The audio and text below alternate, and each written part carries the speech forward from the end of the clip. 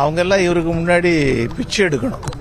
அந்த அளவுக்கு கேவலமான ஒரு மனிதரை இந்த அமைச்சரவையில் மரியாதைக்குரிய முதல்வர்கள் வைத்திருக்கின்றார்கள் என்று சொன்னால் அது அவருக்கு அவமானம்.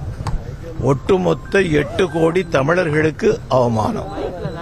அவரை உடனடியாக அமைச்சரவையிலிருந்து நீக்க வேண்டும்.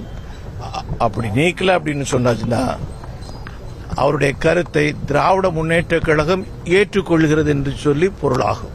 சார், அதிமுக வருகைக்காக 3 முறை செய்தியாளர் சந்திப்பு ஒத்திவைக்கப்பட்டதா தகவல்லாம் பரவுது. எனக்கு தெரியல, நான் அங்கே பார்க்கல. முழுக்க நான் அங்கே காலையில் இருந்து இங்கே தான் இருந்தேன். உங்களுக்கு தெரியும். நான் ஏற்கனவே சொல்லிட்டேன்ல, அதுக்கு மேல உங்களுடைய பெயரும் பரிசீலனை இருந்தா சொன்னாங்க. உங்க பெயரும் பரிசீலனை இருந்தா சொன்னாங்க தலைவர். நீங்க எப்படி பாத்தீங்க? அதுக்கு நானே கருத்து சொல்றேன்.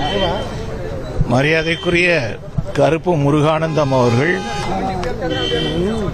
தமிழகத்தில் இருக்கின்ற பாரதிய ஜனதா கட்சியினுடைய இளம் தலைவர்களில் முதல் நிலையில் இருக்கக்கூடிய தலைவர்.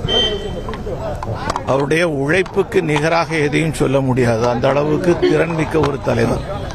ஆகையினால அவருடைய பெயரை பல பேர் விரும்பியிருக்க முடியும்.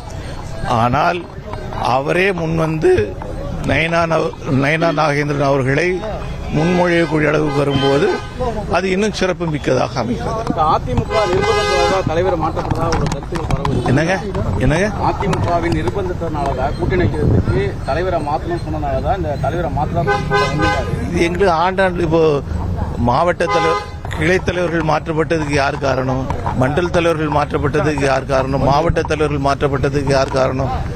எங்களுடைய பொதுக்குழு உறுப்பினர்கள், தேசிய பொதுக்குழு உறுப்பினர்கள் புதிதாக மாற்றப்படுவதற்கு என்ன காரணம்? இதெல்லாம் ஒரு காரணமா?